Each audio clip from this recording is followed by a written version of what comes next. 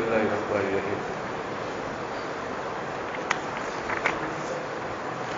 امام مسلم رحمۃ اللہ علیہ کتاب الایمان کھولا ہے،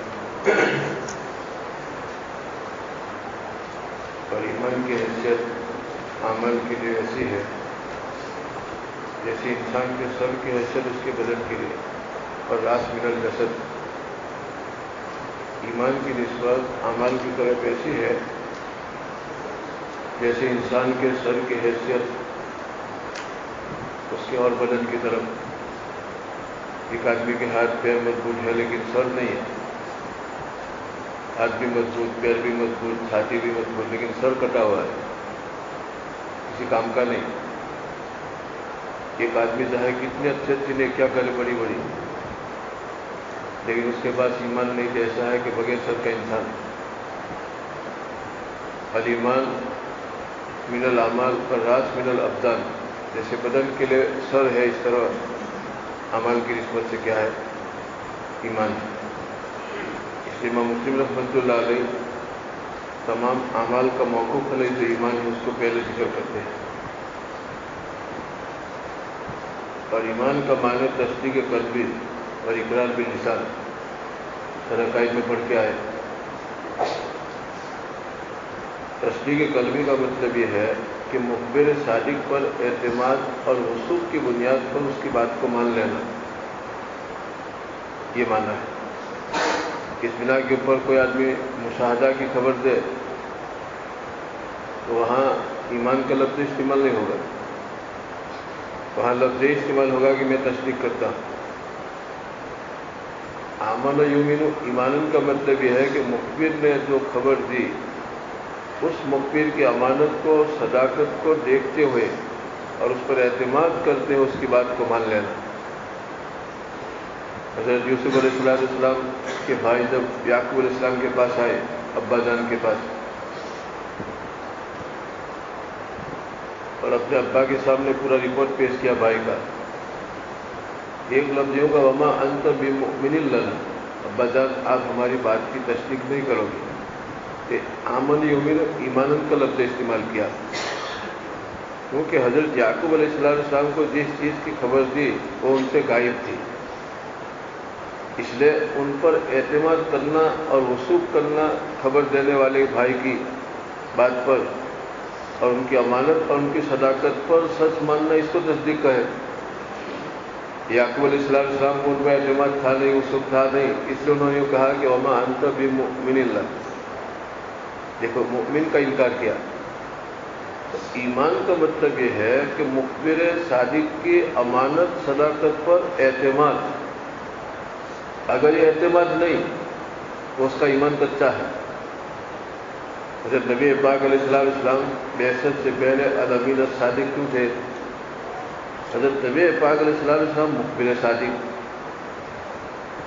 اور مغیبات کی خبر دی، مشاہدات کی نہیں۔ جنت مغیبات میں سے ہے، جہنم مغیبات میں سے ہے، پل صراط مغیبات میں سے ہے، آخرت کی ساری نعمتیں، عذاب کی شکلیں حضرت نبی پاک صاحب نے بتائی۔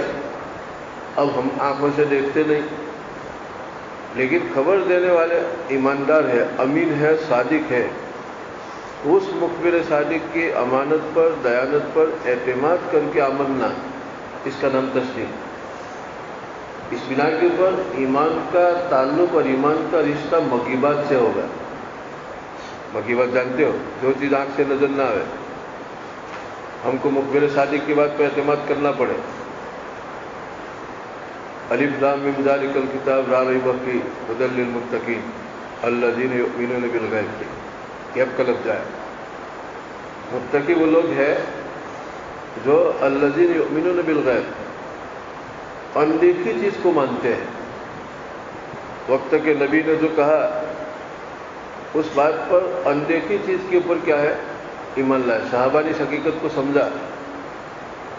تو ایمان ہے تصدیق قلبی کا اور اقرار باللسان کا نام۔ اقرار باللسان سے پہلے تصدیق قلبی۔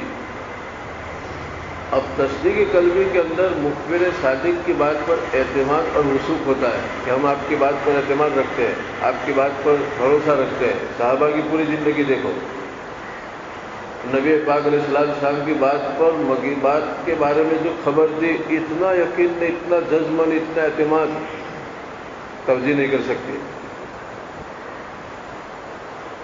ایک صحابی نے کسی سے حدیث سنی کہ جنت تلوار کی چھاؤں کے نیچے ہے، الجنت تحت ظلال السیوف. وہ صحابی رضی اللہ تعالیٰ نے اس کو کہا اسمعت من رسول اللہ، یہ بات تم نے اللہ کے رسول سے سنی؟ کہا کہ اللہ کے رسول سے سنی کہ جنت تلوار کی چھاؤں کے نیچے. اب جنت نظر تو آتی نہیں، کافروں کی تلوار کی چھاؤں کے نیچے یا مجاہدوں کی تلوار کی چھاؤں کے نیچے تو زمین ہے.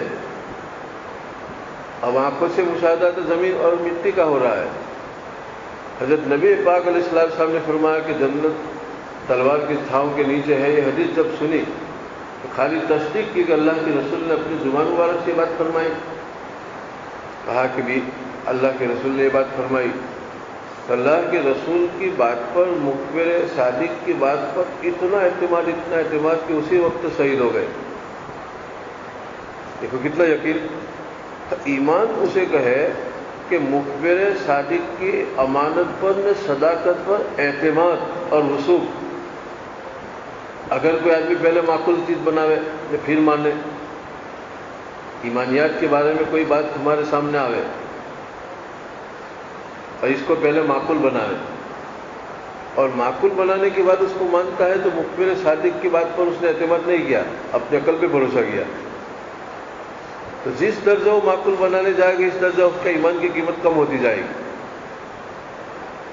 اور جس درجہ صرف کام اتنا کرنے کا ہے کہ نبی پاک علیہ السلام کی اور نبی کی رسالت معجزات سے ثابت ہو چکنے کے بعد کہ اللہ کی طرف سے نبی بن کے آئے، پیغمبر بن کے آئے، اور جو بھی پیغام پہنچائیں گے اس پیغام پہنچانے میں صادق ہے، امین ہے، تو ان کی صداقت میں، امانت میں اعتماد کرتے آمنا، یہ ایمان کی جان.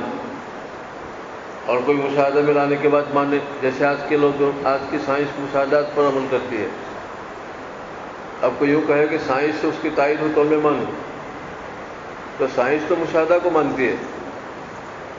تو اس نے مغیبات پر خبر دینے کے والے کی بات پر اعتماد نہیں کیا، اپنے آنکھ پر اعتماد کیا. اگر معقول بنا کے مانتا ہے تو عقل پر، اور مشاہدہ میں لانے کے بعد مانتا ہے تو مشاہدہ پر. یہ ایمان نہیں. یؤمنون بالغیب. تو ایمان تصدیق قلبی اور اقرار باللسان کا نام. اور تصدیق کا مطلب وہ تصدیق جس تصدیق کے اندر مخبر کی امانت اور صداقت کو دخل ہونے، اس پر اعتماد ہو اور وثوق ہو. یہ تصدیق، وہ تصدیق نہیں. تمہارے پاس کوئی کھڑا ہے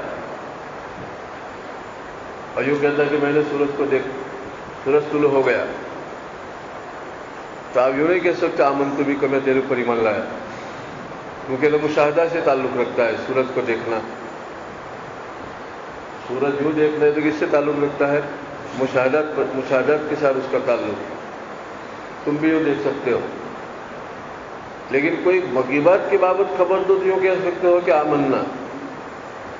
تو تصدیق اگر کوئی آدمی کرتا ہے تو تصدیق کے معنی کے اندر مخبر کی امانت اور صداقت تو کوئی دخل نہیں. اور ایمان کے اندر وہ تصدیق مراد ہے کہ جو خبر دینے والا خبر دیتا ہے جنت کے حق ہونے کی، جہنم کے حق ہونے کی، آخرت کے امور کی، تو ان کی بات پر آمنا و صدقنا ایمان کی جان، اس کو تصدیق قلبی کا ہے. اور اقرار باللسان جو ہے وہ تو اس کے دل میں جو تصدیق ہے اس کو ظاہر کرنے کے لیے انسان کمزور کے پاس تمام کوئی آلہ ہے تو صرف زبان. زبان کے علاوہ کس سے ظاہر کرے گا اندر کی تصدیق؟ ما فی الضمیر. اس لیے اقرار باللسان کوئی شرط کہتا ہے نہ کوئی رکن کہتا ہے. جس نے بہت اہمیت دے دی اقرار باللسان کی انہوں نے رکن کہہ دیا، اور جس نے اس سے تھوڑی کم اس کی اہمیت کو گھٹایا اس نے شرط کہہ دیا. لیکن متفق طور کے اوپر اقرار باللسان عند المطالبہ فرض ہو جاتا ہے. اگر تم مسلمان ہے تو چل اقرار باللسان پیش کر، اور وہ نہ کرے تو پھر اپنی تصدیق کے اندر جھوٹا ثابت ہوگا. کیونکہ قرآن نے کیا فرمایا؟ جہدوا بہا واستیقنتھا انفسہم. آدمی کبھی زبان سے انکار کرتا ہے، دلیل ہے کہ اس کے اندر تصدیق نہیں. جہدوا بہا، انہوں نے زبان سے انکار کیا، حالانکہ دل میں تھا. معلوم ہے کہ اقرار بھی مطالبہ کے وقت فرض ہے، ورنہ قرآن یوں نہیں فرماتا کہ دل میں تصدیق ہے پھر بھی انکار کرتا ہے. دیکھو یہ کافر ہے. تو اپنی معافی ضمیر کو، اپنی تصدیق کو مطالبہ کے وقت اقرار باللسان کے میں اس بات کی شہادت دیتا ہوں کہ محمد اللہ کے رسول ہے، اللہ کے سوا کوئی معبود نہیں، اور حضرت محمد صلی اللہ علیہ وسلم اللہ کے رسول ہے، ایسی زبان سے تصدیق دینا، اقرار کرنا یہ شرط ہے، یا اور بعضوں کے نزدیک رکن ہے.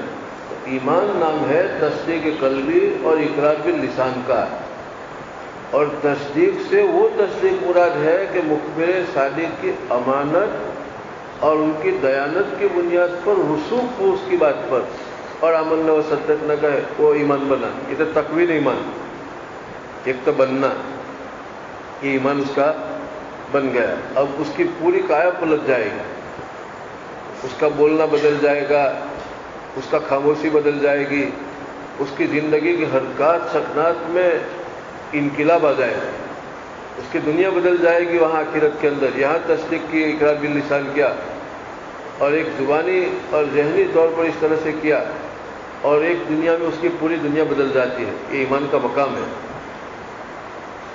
تو امام مسلم رحمۃ اللہ علیہ سب سے پہلے کتاب الایمان کو لائے، اور کتاب الایمان کے اندر امام مسلم رحمۃ اللہ علیہ حدیث جبریل کو لائے. احادیث کے اندر حدیث جبریل کی مقام ایسا ہے جیسے قرآن کریم میں سورہ فاتحہ کا، جیسے سورہ فاتحہ ام القرآن ہے، یہ حدیث کیا ہے؟ ام الاحادیث ہے، تمام احادیث کی مضامین کا سرچشمہ ہے. چنانچہ امام مسلم رحمۃ اللہ علیہ نے ایک حدیث بیان کی، ایک سند تو ان کے استاد ابو خیثمہ سے چلی. امام مسلم رحمۃ اللہ علیہ کے دوسرے استاد عبید اللہ ابن معاذ عنبری، اور یہ ہر جو بیچ میں ہے وہ تحویل سند، یعنی ایک سند یہاں چھوڑ دیا یحییٰ ابن یعمر، اور اس کے بعد دوسرے استاد کی سند لائے حدثنا عبید اللہ، اور پھر یحییٰ ابن یعمر اخیر کے اندر جمع ہو گئے ان ابی بریدہ ان یحییٰ ابن یعمر. دیکھو اوپر کے سند کے اندر حدثنا وکیع ان قحمص ان عبید اللہ ابن بریدہ ان یحییٰ ابن یعمر.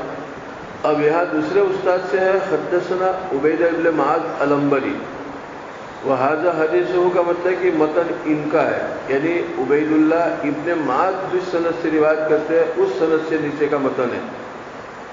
اب انہوں نے کیا فرمایا؟ حدثنا ابی، انہوں نے کہا کہ حدثنا قحمص. تو یہاں قحمص کے اوپر دونوں سندیں عبید اللہ کی ابو خیثمہ کی جمع ہو گئی. اب پھر چلا ان ابی بریدہ ان یحییٰ ابن یعمر رضی اللہ تعالیٰ عنہ اجمعین. قال کان اول من قال فی القدر، انہوں نے یوں فرمایا کہ تقدیر کے بارے میں سب سے پہلے کوئی بات کہی بصرہ میں تو معبد جہلی نے، یعنی تقدیر کی انکار کی بات. چنانچہ میں اور میرے ساتھی حویرث بن عبد الرحمن الخمیری حج کی یا عمرے کی نیت سے نکل پڑے. میں نے دل میں کہا اگر کوئی نبی پاک علیہ السلام کے صحابی میں سے ملے گا تو تقدیر کے بارے میں تحقیق کر لوں گا، اور یوں کہوں گا کہ قدریوں نے تقدیر کا انکار کیا تو ان کا عقیدہ کیسا، اور یہ انکار کرنے کا کیا حکم ہے اسلام میں. صحابی کو مسئلہ پوچھیں گے. چنانچہ عبداللہ ابن عمر ابن خطاب رضی اللہ تعالیٰ عنہ مسجد کے اندر ہم کو ملے. فَإِقْتَرَبْتُهُ أَنَا وَصَاحِبِي، تو میں اور میرے دو ساتھی عبداللہ ابن عمر کی دائیں طرف سے بائیں طرف ہو گئے. میں نے یوں خیال کیا کہ میرا ساتھی مجھے یوں کہے گا کہ تو متکلم بن، لیکن میں نے یوں کہا کہ ابا عبد الرحمن. چنانچہ میں نے ابن عمر رضی اللہ تعالیٰ عنہ کو مسئلہ پوچھا کہ ابا عبد الرحمن، یہ ان کی کنیت ہے. ہمارے یہاں چند ایسے لوگ کو پیدا ہوئے جو قرآن کریم تو پڑھتے ہیں اور علم بھی سیکھتے ہیں، اور ان کی جو حالت ہے وہ ساری کی ساری ابن عمر رضی اللہ تعالیٰ عنہ کے سامنے ذکر فرما دی. اس کے بعد یوں کہا کہ وَأَنَّهُمْ يَزْعَمُونَ أَنْ لَا قَدَرَ، لیکن ان لوگوں نے تقدیر کا انکار کیا۔ حق سبحانہ و تعالیٰ کے علم میں وجود کے پردے پر کوئی بھی چیز آنے سے پہلے نقشہ ہے، اور کوئی بھی چیز وجود کے پردے پر آتی ہے وہ مسبوق بعلم الہی ہے۔ حق سبحانہ و تعالیٰ کے علم کے نقشے کے مطابق وہ چیز پردے وجود کے اوپر آتی ہے۔ اہل سنت والجماعت کا عقیدہ ہے۔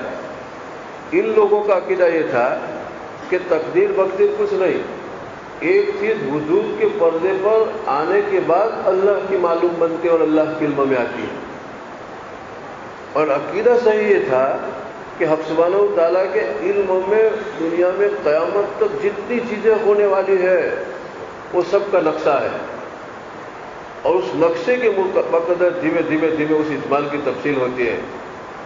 تو یہ دنیا میں چیز آنے کے بعد ایک مجمل نقشہ اللہ کے علم میں تھا، اس کی رفتہ رفتہ رفتہ کیا ہے تفصیل ہوتی ہے۔ جیسے بیج درخت کا، آم کی گٹھلی اتنی سی ہوتی ہے، لیکن اس آم کی گٹھلی میں پورا درخت کھپا ہوا ہے، سمتا ہوا ہے، اس میں اس کا تنا بھی ہے، اس کی جڑیں بھی ہے، اس کی ٹہنیاں بھی ہے، اس کے پتے بھی ہے، پھول بھی ہے، پھل بھی ہے، ان کی خواص بھی ہے، سب چیزیں ہیں، لیکن اتنی سی گٹھلی میں سمویا ہوا ہے اجمالاً۔ اب اس کو زمین کے نیچے دفن کر دیتے ہیں، پانی دیتے ہیں، دھیمے دھیمے اس اجمال کی تفصیل ہوتی ہے۔ اس کے اندر سے کوپن نکلے، کوجا پس، پھر تنا بنا، پھر ٹہنیاں بنی، پتے آئے، پھول آئے، پھل آئے، تو اتنی سی گٹھلی میں پورا درخت جو اجمالی طور پر چھپا ہوا تھا، پنہا تھا، زمین کے نیچے ڈالنے کے بعد رفتہ رفتہ رفتہ اس کی تفصیل ہوتی ہے۔ اسی طرح ہر چیز حق سبحانہ و تعالیٰ کے علم میں اس کا نقشہ ہے۔ پردے وجود پر آنے کے بعد اللہ کے علم کے نقشے کے مطابق اس کی رفتہ رفتہ رفتہ کیا ہے تفصیل ہوتی ہے۔ ایک بچہ پیدا ہوا، اس نے عزت کمائی یا ذلیل ہو گیا، یا کوئی فن میں ماہر بنا، یا ان کے اوپر زندگی میں جتنے حالات آئے، یہ سارے کے سارے حق سبحانہ و تعالیٰ کے علم میں نقشہ تھا، اور اس نقشے کے مطابق دھیمے دھیمے دھیمے تفصیل ہو رہی، یہ تقدیر ہے۔ ایک انجینئر مکان بناتا ہے تو مکان بنانے سے پہلے اس کے دماغ میں اس کا نقشہ ہوتا ہے کہ مجھے اتنے منزلے کی کوٹھی تیار کرنی ہے، اس کا نقشہ پورا ہے۔ اس کے دماغ کے نقشے میں، ذہنی نقشے میں اس کا پورا نقشہ ہوتا ہے، اتنے کمرے ہوں گے، اتنے جھروکے ہوں گے، اتنے دادر ہوں گے، اتنی سیڑھیاں ہوگی، یہ ساری چیزیں، اور اس کے بعد اس کو کاغذ پر لکھتا ہے۔ تو کاغذ پر ذہن سے آیا تو مکتوب بن گیا۔ اب یہی مکتوب زمین پر بنا، اب زمین کے اوپر معمار کو روز آگے کہتا ہے کہ اتنی دیوار لے لے، پھر دائیں طرف کی دیوار لے لے، اب مغرب کی طرف کی دیوار لے لے، اب اتنا ذرا گیلری نکال لے۔ اب وہ معمار تو بیچارہ اس کو دماغ میں کچھ نہیں بناتا رہتا ہے، لیکن وہ یوں سمجھتا ہے کہ انجینئر کے دماغ میں جو نقشہ ہے پہلے سے بنانے سے پہلے اسی کے مطابق یہ مکان تیار ہو رہا ہے۔ تو پہلے ذہن میں تھا، پھر کاغذ پہ کے اوپر آیا، اور پھر زمین پر آیا، تو زمین پر اسی طرح سے آیا جس طرح سے اس کے دماغ میں نقشہ تھا، اس کے مطابق، اس کے اندر کوئی آگے پیچھے نہیں۔ اسی طرح سبحانہ و تعالیٰ کے علم میں ایک چیز کے وجود میں آنے سے پہلے مکمل نقشہ قبر میں جانے تک، اور اس نقشے کے اعتبار سے اس کی تفصیل ہوتی ہے۔ اس کو کہے ایمان بالقدر۔ عربی گیا آمنت باللہ وملائکتہ وکتبہ ورسلہ والیوم الآخر والقدر خیرہ وشرہ من اللہ تعالی۔ اور جو اچھی اور بری حالت آتی ہے وہ حق سبحانہ و تعالیٰ نے مقدر کر رکھی، وہ چکنے والی نہیں، وہ لا محالہ آ کے رہے گی۔ اس کو کہا ایمان بالقدر۔ یہ باطل فرقے کا عقیدہ یہ تھا کہ ایک چیز کے موجود ہونے کے بعد علم الہی میں آتی ہے، اور ہمارا عقیدہ یہ تھا اہل سنت والجماعت کا صحیح عقیدہ کہ حق سبحانہ و تعالیٰ کے علم میں جو نقشہ ہے اس کے مطابق کوئی چیز وجود میں آتی ہے تو مسبوق بعلم الہی ہے۔ یہ اہل سنت والجماعت کا عقیدہ۔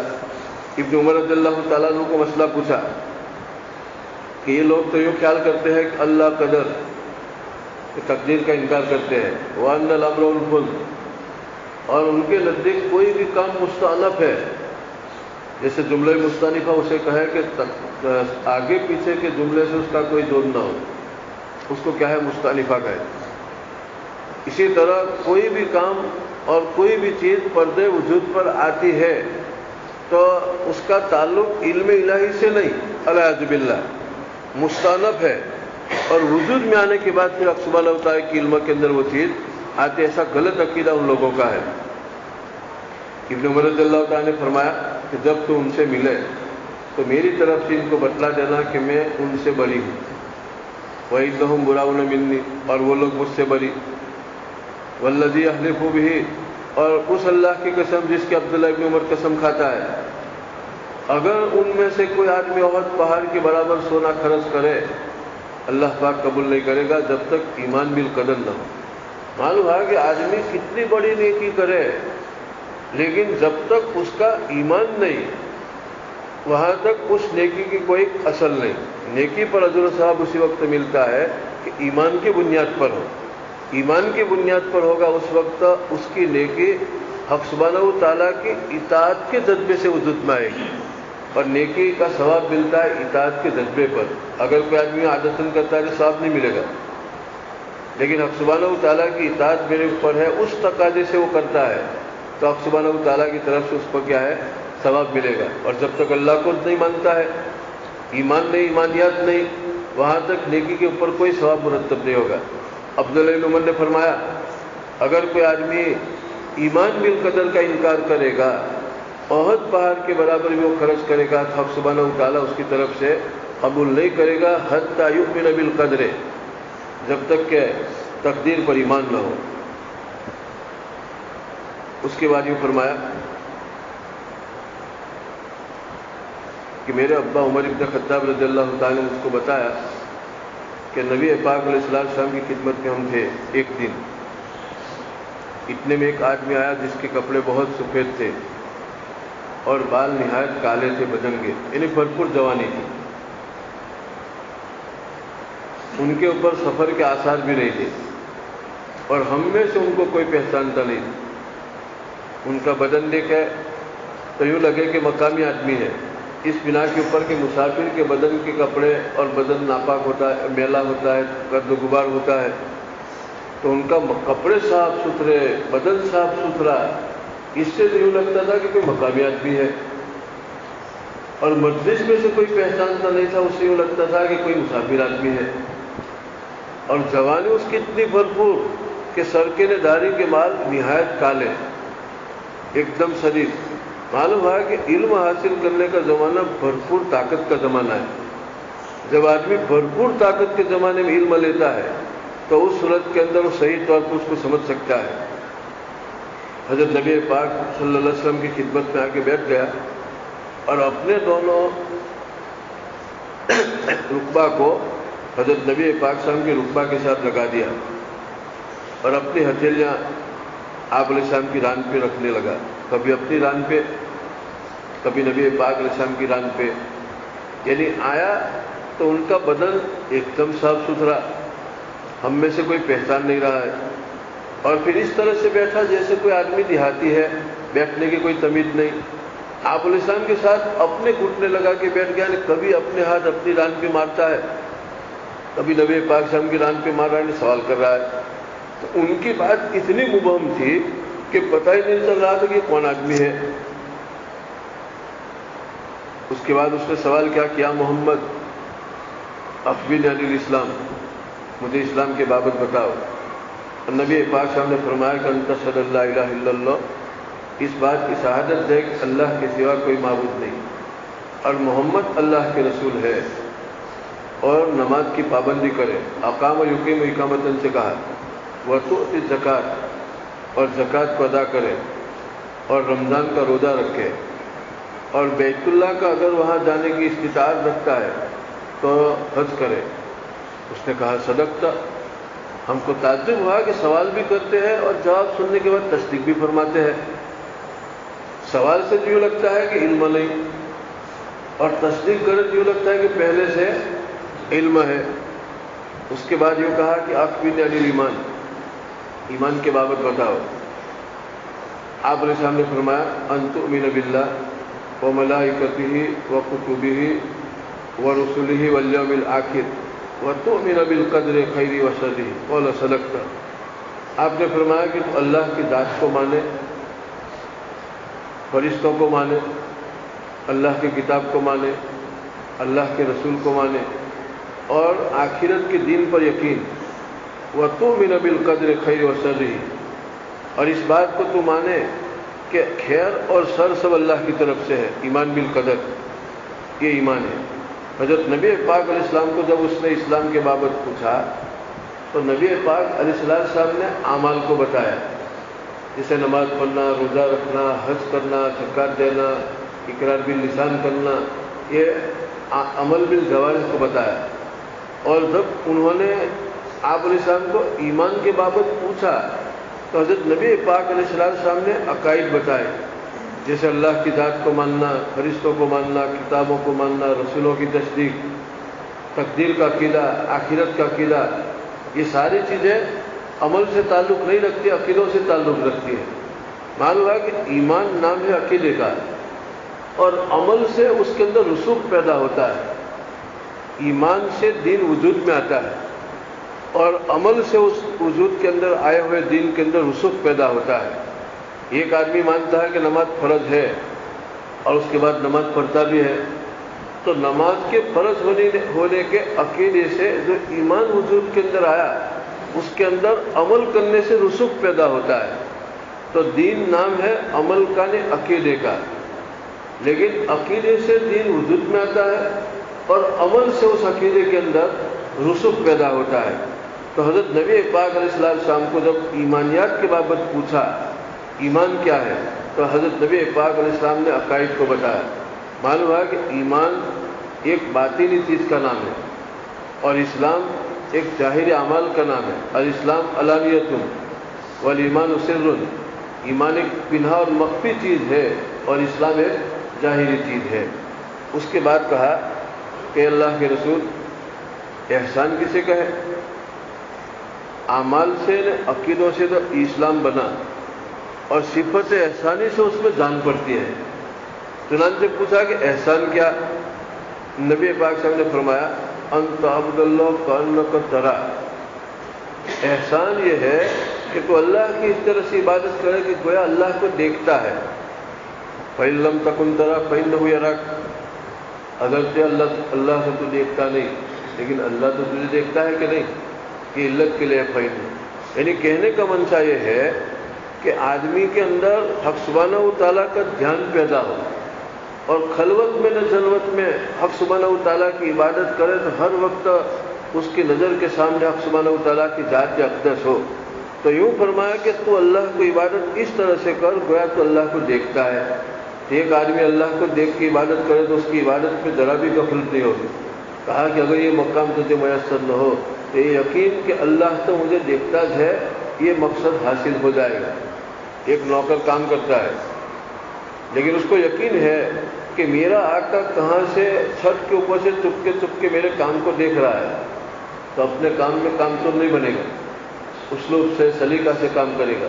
اسی طرح ایک آدمی نماز پڑھتا ہے تحریمہ نماز کے لیے، اور یہ عقیدہ ہے کہ اللہ کی ذات مجھ کو دیکھتی ہے، تو حق سبحانہ و تعالیٰ کی ذات کے دیکھنے کا عقیدہ جتنا پختہ ہوگا، اس کا قیام بھی اتنا جاندار، رکوع بھی اتنا جاندار، سجدہ بھی اتنا جاندار، پوری نماز جاندار بنے گی۔ اور اگر نماز تحریمہ باندھنے کے بعد یہ خیال ہی نہیں کہ اللہ مجھے دیکھتا ہے، تو غفلت کے ساتھ نماز پڑھے گا۔ اس لیے قرآن میں ہے کہ اقیم الصلاۃ لذکری، نماز پڑھو تو میرا دھیان پیدا کرنے کے لیے پڑھو۔ اعمال کا مقصد ہی حق سبحانہ و تعالیٰ کا دھیان مستحضر کرنا ہے، اس کو صفت احسانی کہے۔ جب تک صفت احسانی نہیں، وہاں تک آدمی کے عمل کے اندر جان نہیں پڑ سکتی ہے۔ چنانچہ جبریل علیہ السلام نے پوچھا احسان کیا ہے؟ آپ علیہ السلام نے فرمایا کہ انت عبد اللہ کانک تراہ، اللہ کی اس طرح سے عبادت کر گویا تو اللہ کو دیکھتا ہے۔ فَإِن لَّمْ تَكُن تَرَاهُ فَإِنَّهُ يَرَاكَ، اگر تو اللہ کو نہیں دیکھتا ہے تو اتنا عقیدہ رکھ کہ اب سبحانہ و تعالیٰ تو تجھ کو دیکھتا ہے نہیں، تو وہ مقصد پورا ہوگا کہ تو اللہ کو دیکھے۔ اس وقت جو مقصد ہے وہ مقصد اس یقین سے بھی پیدا ہو جائے گا کہ اللہ کی ذات مجھ کو دیکھتی، صفت احسانی ہے۔ اس کے بعد یوں فرمایا اخبرنی عن الساعہ، کہ مجھے قیامت کے بابت بتاؤ۔ حضرت نبی پاک علیہ السلام نے فرمایا مل مسئول عنہا بعلم من السائل، دنیا میں کوئی بھی قیامت کے بابت مسئول بنے سائل سے زیادہ اس کے پاس علم نہیں ہوگا۔ یوں نہیں فرمایا کہ میں زیادہ علم نہیں رکھتا ہوں، مسئول عنہا، قیامت میں کے بابت میں کیا، دنیا میں کوئی بھی مسئول بنے سائل سے زیادہ اس کے پاس قیامت کا ٹھیک وقت نہیں ہوگا۔ اس کے بعد کہا کہ اس کی نشانی کیا، آپ علیہ السلام نے فرمایا ان تلیل الامۃ ربتها وان تری الحفاة العراة العالى رئاسا یتطاولون فی البنیان، اس کی علامت یہ ہے کہ بانڈی اپنی سیدہ کو جنم دے گی، یعنی اولاد والدین کی نافرمان بن جائے گی۔ لڑکی کا وظیفہ یہ ہے کہ اپنی ماں کی خدمت کرے، ایسا زمانہ آئے گا کہ لڑکی ماں سے کام لے گی، لڑکی بیٹھے گی اور اپنی ماں کو یوں کہے گی کہ یہ کام کر دے، یہ کام کر دے، یہ کام کر دے، اولاد نافرمان بن جائے گی۔ یہ قیامت کی سب سے پہلی نشانی ہے۔ قیامت کا مطلب یہ ہے کہ دنیا کا نظام درہم برہم ہو جائے۔ اب بڑے نظام کے درہم برہم ہونے سے پہلے چھوٹے نظام کیا ہے، درہم برہم ہو جائے گا۔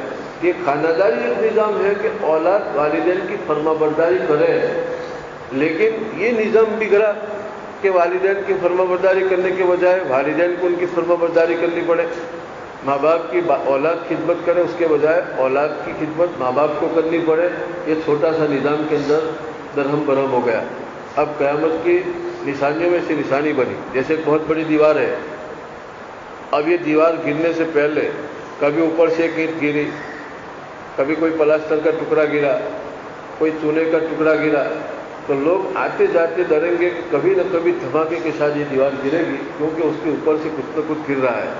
تو یہ تھوڑا تھوڑا گرنا نشانی ہے کہ دیوار کبھی دھماکے کے ساتھ گرے گی۔ اسی طرح چھوٹے چھوٹے نظام پہلے ٹوٹیں گے، مسجد میں باتیں ہوگی، مسجد کا مقصد یہ ہے کہ وہ اللہ کا خیال ہو، اللہ کا دھیان ہو، لیکن مسجد میں لوگ اتنی باتیں کریں یا والدین کی اولاد نافرمان ہو جائے۔ یہ چھوٹی چھوٹی نشانیاں بڑی قیامت کے لیے ایسی ہے جیسے کہ دیوار گرنے سے پہلے کبھی کنکر گرا، کبھی ٹکڑا گرا اینٹ کا، کبھی پلاسٹر گرا، تو یہ علامت ہے کہ اب کبھی نہ کبھی دیوار نیچے دھڑام سے گرے گی۔ اسی طرح بڑا دھماکہ ہونے سے پہلے جس کو قیامت کہتے ہیں، یہ چھوٹی نشانیاں ہیں۔ آپ علیہ السلام نے فرمایا دوسری نشانی یہ ہے ان تری الحفاة العراة رئاسا یتطاولون فی البنیان، تو دیکھے گا کہ ایسے لوگ جن کے پیر میں پاپوش نہیں، چمپل ٹوٹے نہیں، برہنہ پیر، برہنہ بدن، العالۃ کے معنی محتاج اور کنگال قسم کے لوگ، تیسرے حال، ریاسہ جنگل میں بکریاں چرانے والے، یتطاولون فی البنیان، عالی شان عمارتیں بنائیں گے، یعنی نااہل لوگ اونچے عہدوں پہ آ جائیں گے۔ ایک آدمی میں کوئی اہلیت نہیں اور اس کو اتنا اونچا مقام مل جاوے، اتنا اونچا منصب اور اتنی بڑی ڈگری مل جاوے، تو جب نااہل کو وہ کام سپرد کرنے کیا جائے گا تو اس سے وہ کام ڈھنگ سے ہوگا نہیں، کام بگڑ جائے گا۔ یہ سب سے بڑی قیامت کی نشانی ہے۔ جیسے آج کے زمانے میں جن کے پاس کوئی شرافت نہیں، کوئی کمال نہیں، کوئی انسانیت نہیں، اس قسم کے لوگ اونچے عہدوں پہ آ رہے ہیں۔ اب ظاہر بات ہے کہ ان پہ نہ انسانیت ہے، نہ علم ہے، نہ کوئی کمال ہے، تو اپنے ماتحتوں کو کوئی راحت نہیں پہنچا سکیں گے، سب کے لیے درد سر بنیں گے۔ قیامت کی سب سے بڑی نشانی ہے۔ ایک آدمی کو معمولی حساب بھی نہیں آتا اور معمولی قسم کی اس کو پاس تعلیم بھی نہیں، علم بھی نہیں، اور وزیر تعلیمات بن جاوے، اتنے بڑے ملک کا وزیر تعلیمات کہ تعلیمات کے بابت اسکولوں میں کیا کورس دینے کا، پناہ جگہ کیا کورس دینے کا، تو جو کام کی اہلیت اس میں نہیں وہ کام اس کو سپرد کر دیا جائے گا۔ یہ قیامت کی سب سے بڑی نشانی ہے۔ اس کو اس طرح سے تعبیر فرمایا کہ آپ دیکھو گے کہ برہنہ پیر، برہنہ بدن، ایک دم کنگال قسم کے بکریوں کے چرانے والے عالیشان عمارتوں کے بنانے میں فخر کریں گے، یعنی اونچے عہدوں کے اوپر نااہل لوگ آ جائیں گے۔ اس کے بعد وہ چل پڑے۔ تھوڑی دیر کے بعد نبی پاک صاحب نے فرمایا کہ عمر جانتے ہو کون تھا یہ سائل؟ حضرت عمر کی علم میں بھی نہیں تھے کہ وہ سائل کون ہے۔ حضرت جبریل علیہ السلام تھے، لیکن اپنی ذات کو اس طرح سے مبہم پیش کیا کہ حضرت عمر رضی اللہ تعالیٰ عنہ کو بھی پتہ نہیں چلا کہ آنے والے کون ہیں۔ میں نے کہا کہ اللہ و رسول عالم، حضرت نبی پاک صاحب نے فرمایا کہ فَإِنَّهُ جبریل أَتَاكُمْ يُعَلِّمُكُمْ دِينَكُمْ، یہ جبریل امین علیہ السلام ہے تمہارے پاس دین سکھانے آئے. تو دیکھو آپ علیہ السلام نے یوں فرمایا کہ یعلمکم دینکم، یہ دین کی تعلیم کے لیے جبریل امین علیہ السلام آئے. اب جبریل نے آ کے سب سے پہلے عمل کے بابت پوچھا، اسلام کے بابت پوچھا، اس کے بعد ایمان کے بابت پوچھا تو آپ علیہ السلام نے عقائد کا جواب دیا. اس کے بعد صفت احسانی اخلاص کے بابت پوچھا تو نبی پاک صلی اللہ علیہ وسلم نے فرمایا کہ حق سبحانہ و تعالیٰ کا ہر وقت دھیان رہے. اور پھر قیامت کی نشانیوں کے بابت پوچھا. یہ تمام چیزوں کو حضرت نبی پاک صلی اللہ علیہ وسلم نے دین سے تعبیر فرمایا کہ وہ تمہارے پاس اس لیے آیا کہ یعلمکم دینکم، کہ تم کو دین سکھاوے. تو معلوم ہے کہ دین نام ہے عقائد، اعمال اور اخلاص کا. ایک آدمی کے پاس ایمان بھی ہے، اعمال بھی ہے، لیکن الحمد للہ اخلاص نہیں ہے، تبھی کچا ہے. اور ایمان بھی ہے، اعمال بھی ہے اور مخلص بھی ہے، خلوص بھی ہے، تو اس کے پاس اچھا خاصا دین ہے. کیونکہ حضرت جبریل علیہ السلام نے اسلام کے بابت، ایمان کے بابت، صفت احسانی کے بابت پوچھا اور نبی پاک علیہ السلام نے یہ فرمایا کہ یہ تم کو سوال کی راہ سے دین سکھانے آئے. تو جبریل علیہ السلام نے سوالات کیے اور آپ علیہ السلام نے جوابات دیے. تو آپ علیہ السلام کا جبریل کے سوال کرنے کو تعلیم سے تعبیر فرمایا. معلوم ہوا کہ تعلیم کا پیغمبرانہ طریقہ یہ ہے کہ پہلے تعلیم کے اندر اس کی طلب پیدا کی جائے، اس کا سوال پیدا کیا جائے تاکہ جواب کی مانگ ہو، اور پھر جب جواب دیا جاتا ہے تو پھر ذہن نشین ہو جاتا ہے. تو حضرت جبریل علیہ السلام نے سوال کیا اور آپ فرمایا ایمان کیا ہے؟ تو صحابہ متوجہ ہو گئے. اسلام کیا ہے؟ صحابہ متوجہ ہو گئے. صفت احسانی کیا ہے؟ تو صحابہ نے ہمہ گوش ہو کے توجہ دی. اس کے بعد جبریل علیہ السلام کو نبی پاک صلی اللہ علیہ وسلم نے جواب دیا. تو پیغمبرانہ طریقہ یہ ہے کہ پہلے اپنے میں طلب پیدا کی جائے، سوال پیدا کیا جائے، پیاس پیدا کیا جائے، اس کے بعد جو چیز آئے گی وہ ذہن نشین ہو جائے گی. آپ علیہ السلام نے فرمایا کہ یعلمکم، تو جبریل کے سوال کو تعلیم سے تعبیر فرمایا اور ان کے جو سوالات تھے اس کو دین کہا. یہ دین ہے. ہو گئی چھوٹا ہے گھر انہوں چلا جائے نیند آئے تو پھر نیند پوری ہوگی. کون آتا سپاہی بھی کو نہیں کرے گا تو سونے کی سپاہی کوئی جواب نہیں.